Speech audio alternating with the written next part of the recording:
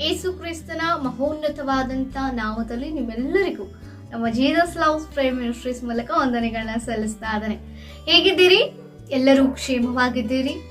ಸಂತೋಷಕರವಾದ ಈ ಒಂದು ನೂತನ ದಿನವನ್ನ, ಶುಭ ಮುಂಜಾನೆಯನ್ನ ನೀವು ಅನುಭವಿಸ್ತಾ ಇದ್ದೀರಿ ಎಂಬುದಾಗಿ ಕರ್ತನಲ್ಲಿ ನಾನು ನಂಬಿ ದೇವಾದಿದೇವರಿಗೆ ನನ್ನ ಮಹಿಮೆನ ಸಲ್ಲಿಸ್ತಾ ಇದ್ದಾನೆ. ಹಾಲೆಲೂಯಾ, ದೇವರಿಗೆ ಸ್ತೋತ್ರ. ದೇವರು ನೂತನವಾದಂಥ ದಿನಮಾನಗಳನ್ನು ದೇವರು ನಮಗೆ ಒದಗಿಸಿ ಕೊಡ್ತಾ ಇದ್ದಾರೆ.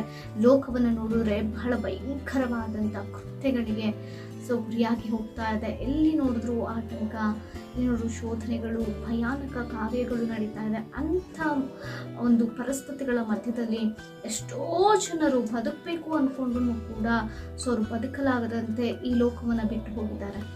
ಆದರೆ ದೇವರು ನಿನ್ನನ್ನು ನನ್ನನ್ನು ನಮ್ಮೆಲ್ಲರನ್ನ ಪ್ರೀತಿಸಿ ಈ ಒಂದು ದಿನವನ್ನು ಒದಗಿಸಿಕೊಟ್ಟು ಈ ಶುಭ ಮುಂಜಾನೆಯಲ್ಲಿ ಆತನ ನಾಮ ಮಹಿಮಾತ್ವವಾಗಿ ನಾವು ಜೀವಿಸಲಿಕ್ಕೆ, ತನ್ನ ಉದ್ದೇಶವನ್ನ ನೆರವೇರಿಸಲಿಕ್ಕೆ ಈ ದಿನವನ್ನು ಏರ್ಪಡಿಸಿಕೊಟ್ಟಿರುವಾಗ ಈ ದಿನ ದೇವರು ಒದಗಿಸಿಕೊಟ್ಟಂತ ದೇವರ ವಾಕ್ಯದ ವಾಗ್ದಾನವನ್ನ ನಾವು ಧ್ಯಾನಿಸೋಣ. ಲೂಕನು ಬರೆದ ಸುವಾರ್ತೆ 18ನೇ ಅಧ್ಯಾಯ 14ನೇ ವಚನ. ಮಕ್ಕಳನ್ನು ನನ್ನ ಹತ್ತಿರ ಬರಗೊಡಿಸಿರಿ, ಅವುಗಳಿಗೆ ಅಡ್ಡಿ ಮಾಡಬೇಡಿರಿ, ದೇವರ ರಾಜ್ಯವು ಇಂಥವರದೇ. ಆಮೇನ್, ಹಾಲೆಲೂಯಾ, ದೇವರಿಗೆ ಸ್ತೋತ್ರ. ಪ್ರಿಯರೇ, ಈ ದಿನ ವಿಶೇಷವಾದಂತ ದಿನ, ಹೌದಾ? ಸೊ ಈ ಭಾರತ ದೇಶದಾದ್ಯಂತ ಈ ದಿನ ಮಕ್ಕಳ ದಿನಾಚರಣೆಯನ್ನ ಮಾಡ್ತಾ ಇದ್ದಾರೆ, ಸೆಲೆಬ್ರೇಷನ್ ಮಾಡ್ಕೊಳ್ತಾ ಇದ್ದಾರೆ. ಹ್ಯಾಪಿ ಚಿಲ್ಡ್ರನ್ಸ್ ಡೇ, ಹೌದಾ? ಸೊ ಈ ಒಂದು ವಾಗ್ದಾನ ನೋಡ್ತಿರುವಂತ ಪ್ರತಿಯೊಬ್ಬರಿಗೂ ಕೂಡ, ನಿಮ್ಮ ಮಕ್ಕಳಿಗೂ ಮತ್ತು ದೇವ ಮಕ್ಕಳೆಲ್ಲರಿಗೂ ಕೂಡ ಹ್ಯಾಪಿ ಚಿಲ್ಡ್ರನ್ಸ್ ಡೇ, ಮಕ್ಕಳ ದಿನದ ಶುಭಾಕಾಂಕ್ಷೆ. ಆಮೇಲೆ ದೇವರಿಗೆ ಸ್ತೋತ್ರ. ಆದ್ರೆ ಇಲ್ಲಿ ನಾವು ನೋಡ್ತಾ ಇದ್ದೇವೆ ಪ್ರಿಯರೇ, ನಾವು ನಮ್ಮ ಮಕ್ಕಳನ್ನ ಎಷ್ಟೋ ಪ್ರೀತಿ ಮಾಡ್ತಾ ಇದ್ದೇವೆ, ಹೌದಾ? ಸೊ ಅವ್ರಿಗೆ ಬೇಕಾದದ್ದನ್ನೆಲ್ಲ ಕೊಡಿಸ್ತಾ ಇದ್ದೇವೆ.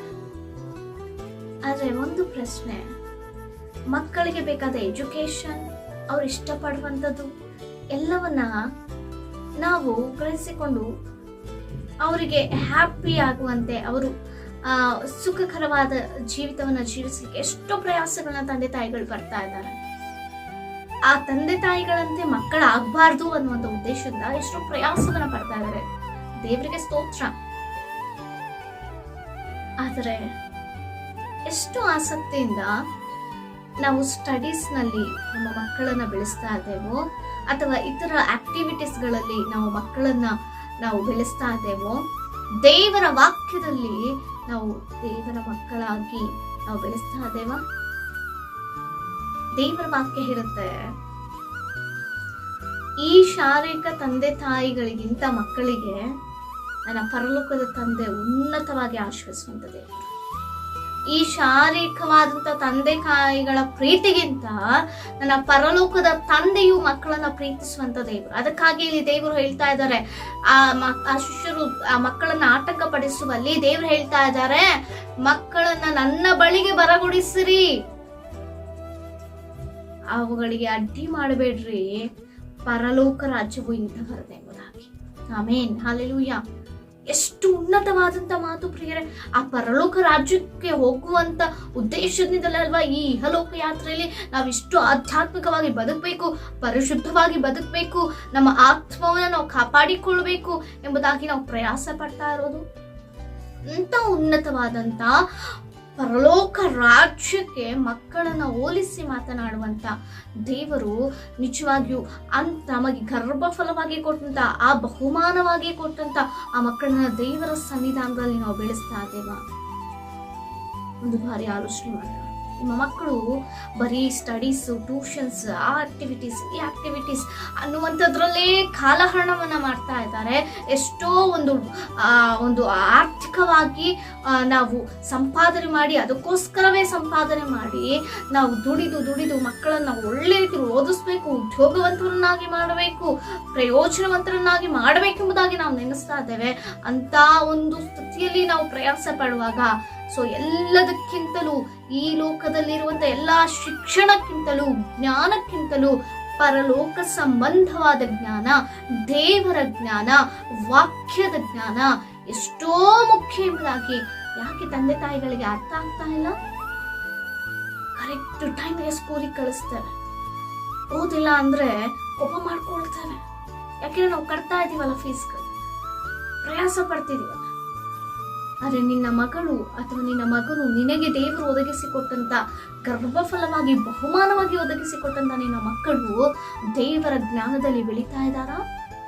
ಆಧ್ಯಾತ್ಮಿಕತೆಯಲ್ಲಿ ವಾಕ್ಯಗಳನ್ನ ಹೇಳುವಂತ ಸ್ಥಿತಿಯಲ್ಲಿ, ವಾಕ್ಯಗಳನ್ನ ಅರ್ಥ ಮಾಡಿಕೊಳ್ಳುವಂತ ಸ್ಥಿತಿಯಲ್ಲಿ, ಇತರರಿಗೆ ಹೇಳುವಂತ ಸ್ಥಿತಿಯಲ್ಲಿ, ಸಾಕ್ಷ್ಯ ಜೀವಿತವನ್ನು ಹೊಂದುವಂತ ಸ್ಥಿತಿಯಲ್ಲಿ ನಿನ್ನ ಮಕ್ಕಳು ಬದುಕಲಿಕ್ಕೆ, ನಮ್ಮ ಮಕ್ಕಳು ಜೀವಿಸ್ಲಿಕ್ಕೆ ನೀನು ಕಾರಣವಾಗಿದೆಯಾ? ನಮ್ಮ ಮಕ್ಕಳು ಎಷ್ಟೊತ್ತು ಪ್ರಾರ್ಥನೆ ಮಾಡ್ತಾರೆ, ಎಷ್ಟೊತ್ತು ದೇವರೊಟ್ಟಿಗೆ ಸಹಸಂಬಂಧನ ಮಾತನಾಡ್ತಾ ಇದ್ದಾರೆ. ಆಲೋಚನೆ ಮಾಡಿದ್ರ? ಚಿಕ್ಕ ಮಕ್ಕಳು ಪರಲೋಕ ರಾಜ್ಯಕ್ಕೆ ಸಾದೃಶ್ಯ ಎಂಬುದಾಗಿ, ಅವರದೇ ಪರಲೋಕ ರಾಜ್ಯ ಎಂಬುದಾಗಿ ಹೇಳುವಾಗ ಆ ಮಕ್ಕಳು ಎಷ್ಟು ಜಾಗೃತಿ ಉಳ್ಳವರಾಗಿ ನಾವು ಬೆಳೆಸಬೇಕು ಪ್ರಿಯರೇ. ದೇವರ ವಾಕ್ಯ ಹೇಳುತ್ತೆ, ನಿಮ್ಮ ಮಕ್ಕಳು ಮಲಗುವಾಗಲೂ, ಎದ್ದೇಳುವಾಗಲೂ, ಕೂರುವಾಗಲೂ, ನಿಲ್ಲುವಾಗಲೂ, ಹೋರಾಡುವಾಗಲೂ, ನಡೆಯುವಾಗಲೂ, ಕೂತುಕೊಳ್ಳುವಾಗಲೂ ದೇವರ ವಾಕ್ಯಗಳು ಹೇಳ್ಬೇಕಂತೆ. ನೀವು ಆ ರೀತಿ ಬೆಳೆಸ್ತಾ ಇದ್ದೀರಾ ನಿಮ್ಮ ಮಕ್ಕಳನ್ನ? ಎದ್ದೇಳುವಾಗ, ಕೂರುವಾಗ, ನಿಲ್ಲುವಾಗ, ಓಡಾಡುವಾಗ, ನಡೆಯುವಾಗ ದೇವರ ವಾಕ್ಯವನ್ನು ಹೇಳ್ತಾ ಇದ್ದೀರಾ? ಪ್ರಲಾಪಗಳಲ್ಲಿ ದೇವರ ವಾಕ್ಯ ಹೇಳ್ತಾ ಇದೆ, ತಾಯಿಯೇ ನಿನ್ನ ಮಕ್ಕಳಿಗೋಸ್ಕರವಾಗಿಯೇ ಮುಂಜಾನೆಯೇ, ಇನ್ನು ಮುಂಜಾನೆ ಆಗುವುದಕ್ಕಿಂತ ಮುಂಚೆಯೇ ಎದ್ದು ಒಂದು ಸ್ತ್ರೀ ಯಾವ ರೀತಿ ಒಂದು ಪ್ರಸವ ವೇದನೆ ಪಡ್ತಾಳೋ ಅದೇ ರೀತಿ ಹೃದಯ ವೇದನೆಯಿಂದ ನಾವು ಮಕ್ಕಳ ಪ್ರಾಣಕ್ಕೋಸ್ಕರ ಪ್ರಾರ್ಥನೆ ಮಾಡ್ಬೇಕಂತೆ. ಯಾಕೆ ಗೊತ್ತಾ? ಸೈತಾನನಿಗೂ ಟಾರ್ಗೆಟ್ ಇದೆ, ಮಕ್ಕಳನ್ನ ಏನೋ ಒಂದು ಮಾಡಬೇಕೆಂಬುದಾಗಿ. ಅವ್ರು ಬೆಳೆದ್ರೆ ದೇವರಲ್ಲಿ ಬೆಳೀತಾರೆ, ಸೊ ಅವರು ವಾಕ್ಯದಲ್ಲಿ ಬೆಳೀತಾರೆ ಎಂಬ ಒಂದು ಕಾರ್ಯದಿಂದ ಮಕ್ಕಳನ್ನ ಯಾವುದೋ ರೀತಿ ಆಟಂಕಪಡಿಸಿ ಅನೇಕ ಅಟ್ರಾಕ್ಟಿವ್ಗಳಲ್ಲಿ ತೆಗೆದುಕೊಂಡು ಹೋಗ್ಬಿಡ್ತಾ ಇದ್ದಾನೆ. ಯಾಕೆ ಗೊತ್ತಾ? ಇಷ್ಟು ಭಯಂಕರವಾದ ಮೊಬೈಲ್ ಅಡಿಕ್ಟ್ ಆಗಿದ್ದಾರೆ ಮಕ್ಕಳಿಗೆ. ಸೈತಾನನ ಒಂದು ಕಾರ್ಯ ಅದು. ಊಟ ಮಾಡುವಾಗ ಮೊಬೈಲ್ ತೋರಿಸ್ತಾರೆ, ಅಳುವಾಗ ಮೊಬೈಲ್ ತೋರಿಸ್ತಾರೆ, ಎಲ್ಲಿಗಾದ್ರೂ ಹೋಗುವಾಗ ಮೊಬೈಲ್ ಕೊಡ್ತಾರೆ. ತಂದೆ ತಾಯಿಗಳಿಗೆ ಗೊತ್ತಿಲ್ಲದ ವಿಚಾರಗಳು ಹೇಗೆ ರೀಡ್ ಮಾಡುವಂಥದ್ದು ಮಕ್ಕಳಿಗೆ ಗೊತ್ತಿಲ್ಲ. ಆ ರೀತಿ ನಾವು ಬೆಳೆಸ್ತಾ ಇದ್ದೇವೆ ನಮ್ಮ ಮಕ್ಕಳನ್ನ, ಹೌದಲ್ವಾ? ಅದಕ್ಕೋಸ್ಕರವಾಗಿ ಬಹುಜಾಗ್ರತೆಯನ್ನು ನಾವು ದೇವರ ವಾಕ್ಯದಲ್ಲಿ ಬೆಳೆಸುವಂಥದ್ದು ಬಹಳ ಮುಖ್ಯ. ನಮಗೆ ಬಾಧ್ಯತೆಯಾಗಿ ಮಕ್ಕಳನ್ನು ಕೊಟ್ಟಿದ್ದಾರೆ, ಅದರ ಜವಾಬ್ದಾರಿ ನಮ್ಮ ಮೇಲೆ ಇದೆ. ದೇವರೊಂದು ಪ್ರಶ್ನೆಯನ್ನ ಹಾಕಿ ಕೇಳುವಾಗ ನಾವು ಉತ್ತರ ಕೊಡುವಂತ ಸ್ಥಿತಿಯಲ್ಲಿ ನಾವಿದ್ದೇವಾ? ದೇವರ ವಾಕ್ಯದಲ್ಲಿ ನಾವು ಬೆಳೆಸ್ತಾ ಇದ್ದೇವಾ? ಸನ್ನಿಧಾನಕ್ಕೆ ತೆಗೆದುಕೊಂಡು ಹೋಗ್ತಾ ಇದ್ದೇವಾ? ಸಂಡೇ ಕ್ಲಾಸ್ಗಳಿಗೆ ಕೂರಿಸ್ತಾ ಇದ್ದೇವೆ ಮಕ್ಕಳನ್ನ? ದೇವರ ವಾಕ್ಯವನ್ನ ಹೇಳುವಂತ ಸ್ಟ್ರಿಕ್ಟ್ ಆಗಿ ಕೇಳ್ತಾ ಇದ್ದಾವ? ದೇವರ ವಾಕ್ಯ ಪ್ರಾರ್ಥನೆ ಮಾಡಿದ್ರೆ ನಿನಗೆ ಊಟ ಎಂಬುದಾಗಿ ನಾವು ಹೇಳ್ತಾ ಇದ್ದೇವಾ? ಸ್ಟಡೀಸ್ಗಳಲ್ಲಿ ಎಷ್ಟೋ ಆಸಕ್ತಿಯನ್ನು ತೋರಿಸ್ತಿರುವಂತ ನಾವು ದೇವರ ವಾಕ್ಯದಲ್ಲಿ ಯಾಕೆ ತೋರಿಸ್ಲಿಕ್ಕೆ ಆಗ್ತಾ ಇಲ್ಲ?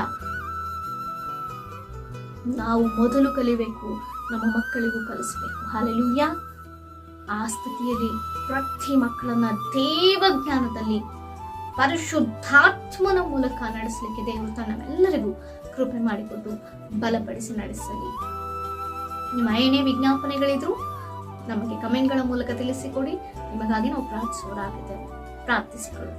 ಪರಿಶುದ್ಧನು ಉನ್ನತ ಅಂತ ದೇವರ ನಿಮಗೆ ಸ್ತೋತ್ರ. ಅಪ್ಪ, ಹೌದು ಸ್ವಾಮಿ, ಚಿಕ್ಕ ಮಕ್ಕಳ ಪರಲೋಕ ರಾಜ್ಯದಾಗಿ ಆ ಮಕ್ಕಳನ್ನ ಯಾವ ರೀತಿ ಬೆಳೆಸಬೇಕು, ಆ ಮಕ್ಕಳಿಗೆ ಬೆಳೆಸ್ಬೇಕಂದ್ರೆ ಮೊದಲು ನಾವು ಕಲಿಬೇಕು ಅನ್ನುವಂಥದ್ದನ್ನ ತಂದೆ ತಾಯಿಗಳಿಗೆ ಕಲಿಸಿ ಮಕ್ಕಳನ್ನ ನಿನ್ನಲ್ಲಿ ಬೆಳೆಸಲಿಕ್ಕೆ ಅಪ್ಪ ಎಲ್ಲರೂ ಕುಟುಂಬವಾಗಿ ಆಧ್ಯಾತ್ಮಿಕವಾಗಿ ಬೆಳೆಯಲಿಕ್ಕೆ ನೀವು ಕೃಪೆ ಮಾಡಿಕೊಡಿ. ವಾಕ್ಯದ ಮೂಲಕ ಆಶ್ರಯಿಸಿ ಬಲಪಡಿಸಿ ಯೇಸುವಿನ ನಾಮದಲ್ಲಿ ಬೇಡಿ ಹೊಂದಿದ್ದೇವೆ ಜೀವವುಳ್ಳ ಪರಲೋಕದ ಪರ್ವತದಲ್ಲಿ. ಆಮೆನ್. Praise the lord.